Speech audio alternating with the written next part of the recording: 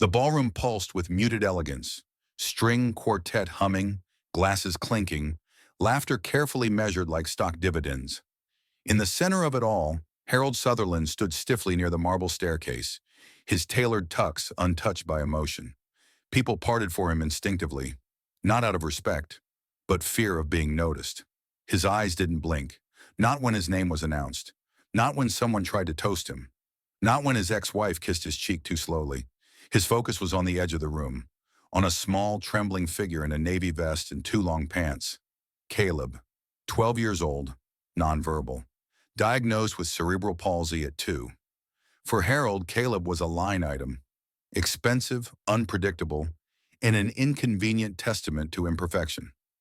The boy stood near the staff entrance, rocking gently, trying to mimic the music with jerky hand movements. Guests avoided looking. Some smiled pity smiles, then turned back to their wine.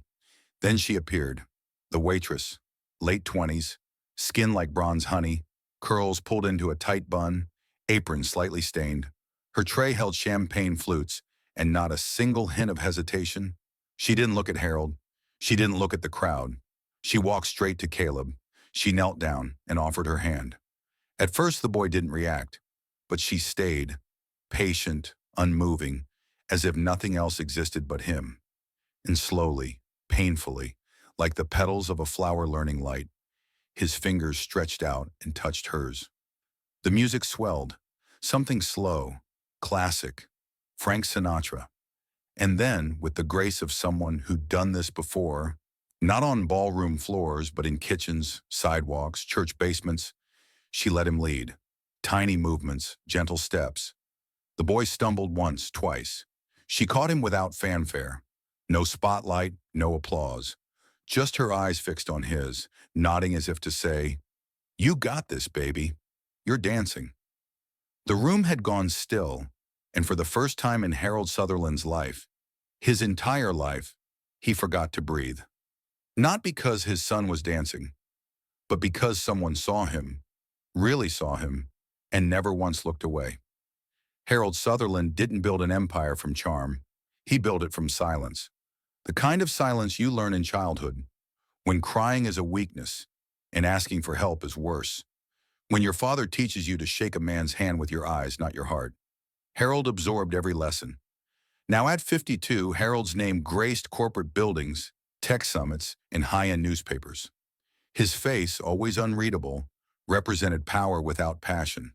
He owned 11 properties, flew private, and once had a custom yacht redesigned because the bedroom ceiling felt too low. He also had a son he didn't understand. Caleb was born after a brief marriage to Genevieve Marks, a sculptor Harold had married impulsively during a summer in Tuscany. When Caleb arrived 6 weeks early, fragile, unmoving, eyes open but unfocused, Harold's instinct wasn't panic, it was distance. "He's not broken," Genevieve had said through tears in the NICU. "He just needs more from us." Harold had nodded, then quietly extended the hospital's private wing for her comfort and returned to a board meeting by noon. Caleb was now 12. He didn't speak, but he could hum. He didn't run, but he could walk with a brace. He didn't cry, not visibly. But sometimes at night, when Harold stood outside his son's door, he could hear the quiet thumping of a pillow being hit. Over and over, a rhythm of frustration only a parent would recognize if they were trying to. But Harold rarely tried. He paid for everything. World-class therapists, custom speech software, a private aide named Sonia who filled in every gap Harold wouldn't acknowledge. But love, that was not his domain. "I give him everything," he once told Genevieve after a court-ordered co-parenting session. "No," she had replied coldly. "You give him bills. You've never once given him yourself." The waitress's name was Raina Brooks. She didn't expect to still be in uniform at 29.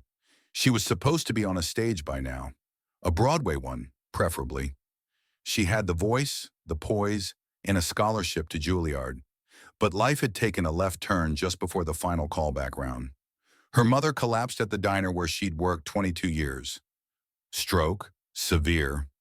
Raina dropped everything, returned to Charleston, started waiting tables again, this time at a high-end event company that paid just enough to afford physical therapy for her mother, diapers for her toddler niece she took custody of, and the rent for a two-bedroom apartment in a neighborhood where buses barely ran after 10 p.m. But Raina carried herself like someone who still knew how to dream and how to recognize when someone else was quietly losing theirs. She noticed Caleb the moment she walked past the open ballroom door. She wasn't supposed to be in that part of the room. Staff were instructed to use the back entrance and avoid guest clusters. But when she saw the boy alone near the wall, head tilted toward the music, hands twitching like they wanted to catch the rhythm but didn't know how, something stopped her. Maybe it was because she'd seen that look before, on her niece, on herself, the look of someone desperate to feel invited. The staff break room was humid and smelled faintly of shrimp cocktail and cheap perfume. "Don't mess with the Sutherland table," warned Lenny, a server with 5 years of survival and rich people events. "Especially not the kid.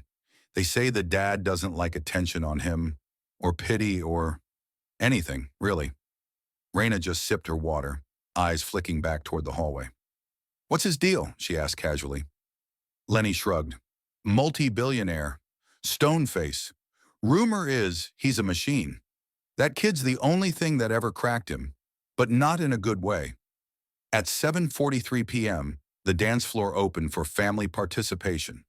Harold didn't move. He stood near the balcony with a glass of something expensive, eyes darting to Caleb like he was a reminder of a debt he couldn't pay. Not with money, anyway. And that's when Raina stepped in. No script, no hesitation. She didn't care who he was. She cared who the boy was, and that changed everything.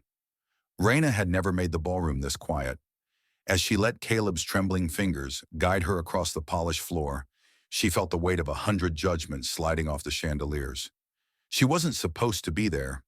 Not in her scuffed black flats, not in her slightly wrinkled uniform, and definitely not holding the hand of Harold Sutherland's son, like he was the only person who mattered.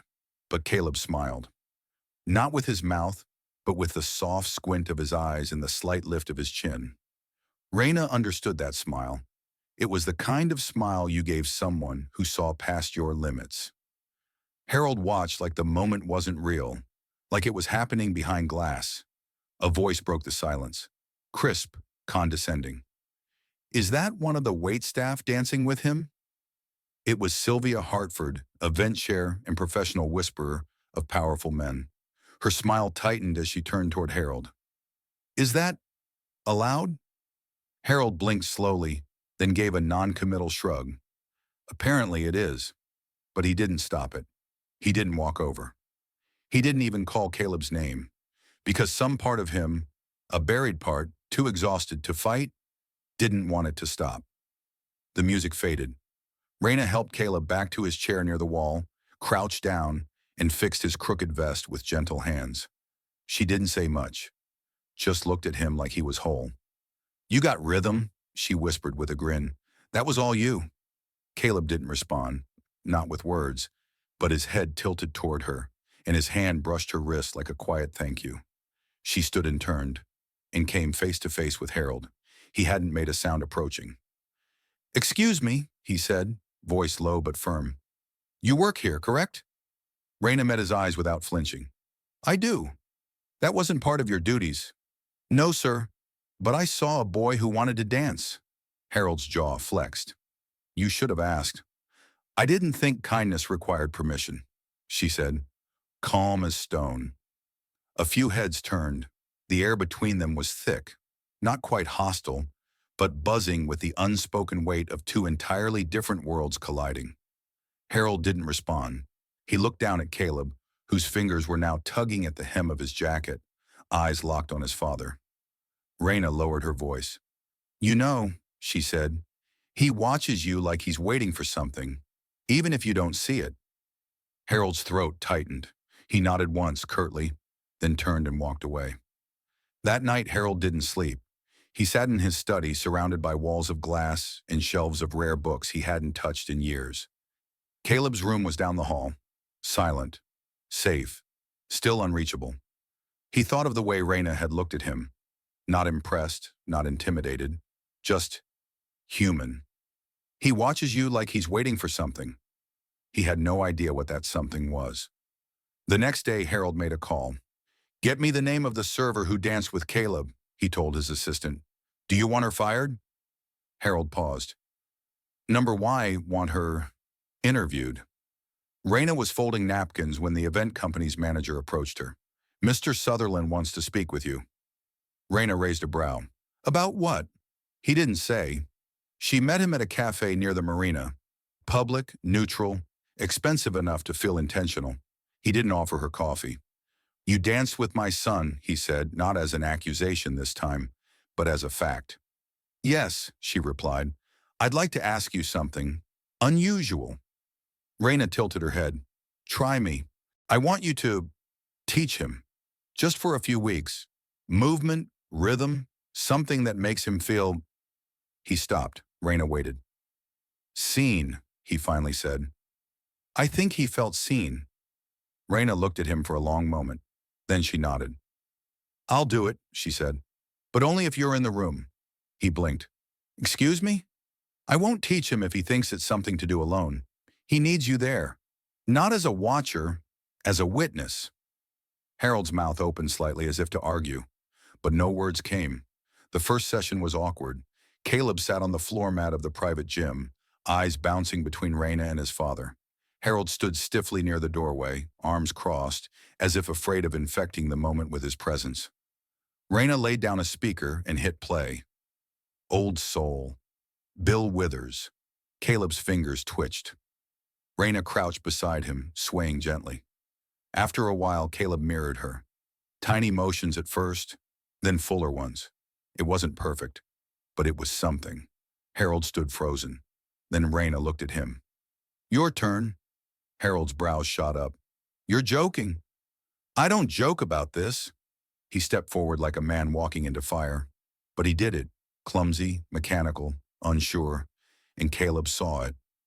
That night, as Harold tucked Caleb in, a rare occasion, the boy reached out and touched his hand, held it, and didn't let go. Weeks passed. The sessions became rituals, music, movement, laughter. Some days were hard. Caleb had meltdowns. Harold lost patience. Raina mediated like a quiet bridge between two isolated islands. One afternoon, as they finished a simple four-step pattern, Harold sank onto the mat, sweating and unguarded. "I never knew how badly I wanted to know him," he whispered. Raina smiled, quiet and kind. "It's never too late to show up." But the world doesn't always applaud healing. At a gala 2 weeks later, a board member pulled Harold aside. "There's been talk about your new hobby, dancing lessons with the help. You've got investors asking questions." Harold stared at him. "Let them ask." "She's staff, Harold. Black staff. If this blows up, she's the only reason my son looks me in the eye." The man blinked. "Is that worth your reputation?" Harold's voice didn't rise, but his eyes burned with quiet fire. "It's worth his future." 3 weeks before Caleb's birthday, Harold arrived early to the session. Raina wasn't there yet. The studio was dim and quiet except for Caleb's hum, low, soft, like he was singing to himself without needing words. He was swaying again, just like he had at the gala that night. No music, just rhythm inside him. Harold sat on the bench beside the mat. For once, he didn't check his phone. He just watched. And for the first time, Caleb turned to him, not by accident, not by cue, and extended his hand. Harold hesitated, a beat too long, but he took it. They didn't dance. Not exactly. Caleb placed Harold's hand on his shoulder, then his waist, just like Raina taught. Then he leaned forward, gently resting his forehead against his father's. It was the most deliberate touch they'd ever shared. That's when Harold understood. Caleb wasn't waiting for more therapy. He was waiting for him. Raina arrived a few minutes later and froze at the door. She didn't speak. She didn't need to. Caleb had already led the first step. Later that night, Harold sat at his father's grave. He hadn't visited in 10 years. The headstone was grand, of course. Carved Italian marble, his father's full name, military rank, and favorite quote, "Men build legacy, not feelings." Harold stared at the stone, jaw tight. I built the legacy, he muttered. The company, the wealth, the order. Just like you wanted. His voice cracked, a sound so foreign it startled him. But I built a wall, too, between me and my son. A pause. I think I'm finally ready to tear it down. He stood slowly, as if each memory of his father's coldness were bricks loosening from his spine. The next week, Raina didn't show up. Harold assumed she was late, but after 10 minutes, he called her phone. No answer. He waited. 30 more minutes. Still nothing. Panic, an emotion he wasn't familiar with, slowly crept in. He called the event manager who'd first connected them. They hadn't heard from her in days. He called Lenny, the other server. Nothing. By noon, he called every hospital in the area. She was in the county ER, unconscious from exhaustion and dehydration. She'd collapsed after her second shift at a diner she took to make ends meet. She'd been juggling double work to cover her niece's school fees. No one knew. She hadn't told anyone. Harold didn't ask permission. He walked into the hospital room like it belonged to him, saw her small, pale frame curled under a too-thin blanket, and felt something snap. He sat by her bed and stayed. 2 hours, 4, 6, until her eyes fluttered open. You look like hell, she rasped, trying to smile. You collapsed, he said softly. Why didn't you say anything? Raina's eyes glistened. Because you already had your own burdens. Your son, your company, your reputation. Harold leaned forward, elbows on knees, voice breaking. You are not a burden. She looked away. You say that now, but people like me, we disappear every day. No headlines, no search parties. You didn't disappear, he said. Not from Caleb, not from me. Silence hung, and then he added barely above a whisper. You changed something in me I didn't even know was dying. Harold paid for her medical bills, quietly, no press, no PR stunt. He sent a therapist to her mother's house, paid off the niece's tuition, transferred Raina's employment from event staff to a new title, movement consultant, full salary, benefits, dignity. When she returned to the studio, she looked stronger, but her guard was up. You didn't have to fix it all, she told him. I didn't, he replied. I just cleared the room so you could stand in it. That was the day Caleb spoke for the first time in Harold's presence. One word, clear, barely above a whisper. Raina. Harold froze. Raina's hands went to her mouth. Then she knelt and touched his cheek. I heard you, baby, she said. I heard you. That night, Harold sat in his office and stared at his reflection in the black window. All those years, he'd believed his silence was strength, but Raina had proven otherwise. And Caleb, his sweet, patient, persistent boy, had never needed a perfect father, just a present one. The ballroom was different now, not because the chandelier sparkled more or the champagne flowed smoother, but because this time, the music wasn't for the guests, it was for one. The event had been rebranded. The Movement Gala, a subtle shift, no longer a fundraiser for polished egos, but a night to honor differently abled children through music and motion. It was Caleb's 10th birthday. Harold stood in the wings, his tuxedo tailored to perfection, but his hands sweaty. He hadn't spoken on a stage in years, not like this. Behind him, Raina was helping Caleb adjust his vest. His shoes were shiny, his hair neatly combed. But what stood out most was his expression, calm, ready, like he belonged here. The music began, not grand, not booming, just a soft piano, intimate, honest. Raina stepped forward and walked Caleb to the center, but this time she didn't lead. She stepped aside. Caleb turned and extended his hand toward his father. For one breathless second, Harold didn't move. Then he did. He walked, not as Harold Sutherland, billionaire, investor, or nameplate on a boardroom door, but as a father simply saying yes. He reached for Caleb's hand, knelt beside him, and let him lead. The music swelled, slow, like memory, gentle, like water. Caleb placed one hand on Harold's shoulder, the other in his palm.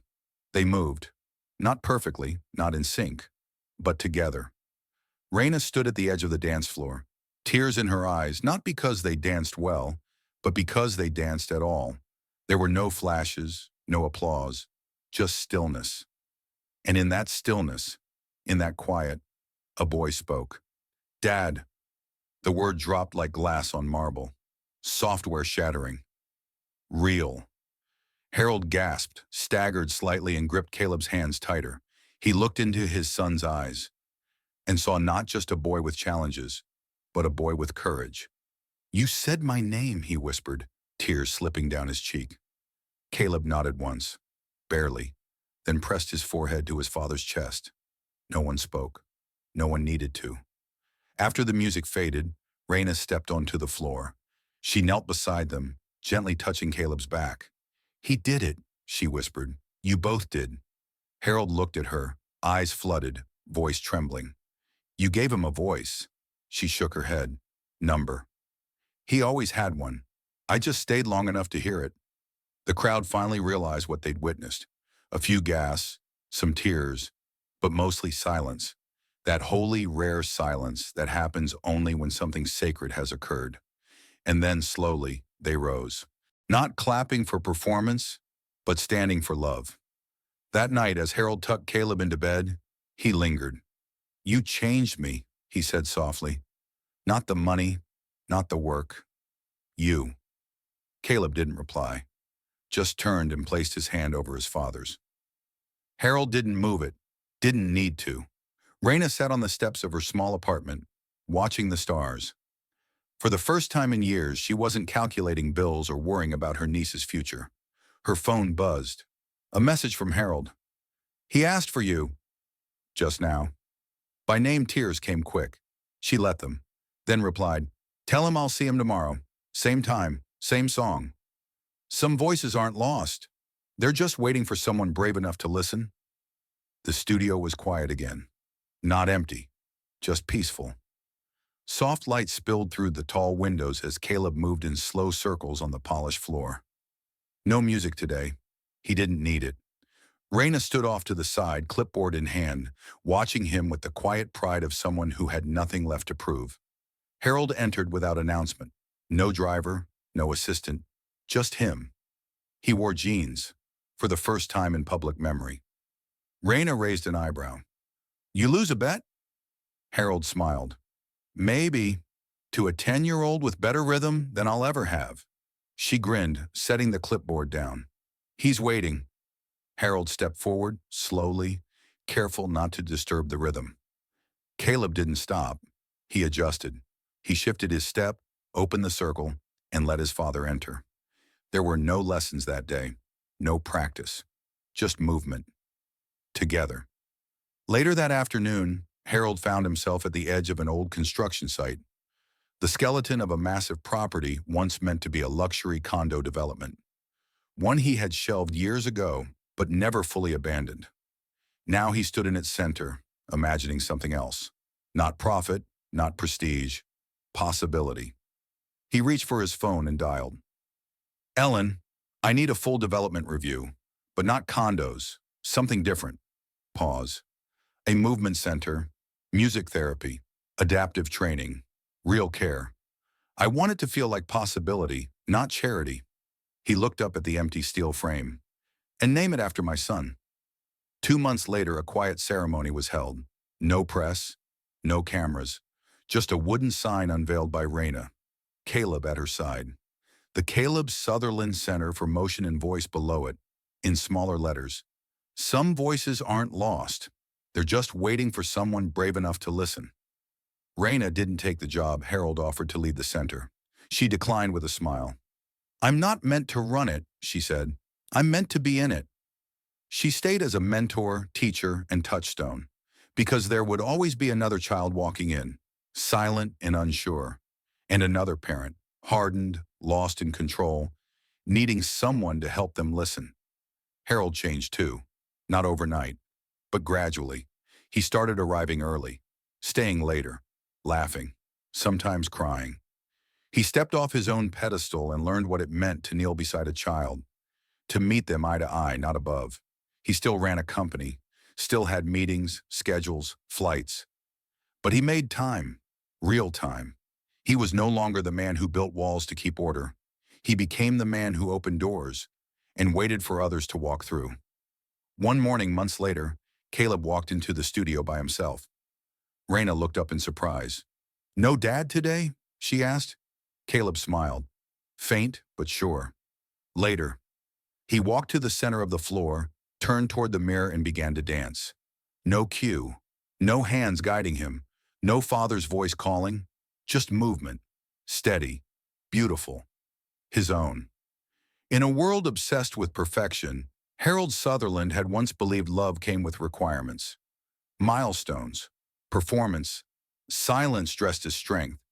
But in the end, it was one simple step, offered by a son and answered by a stranger, that changed everything. Not because it was grand, but because it was real. And that's how the richest man in the city found the one thing he never thought money could buy: a voice that said, "Dad," and the courage to become the man worthy of it.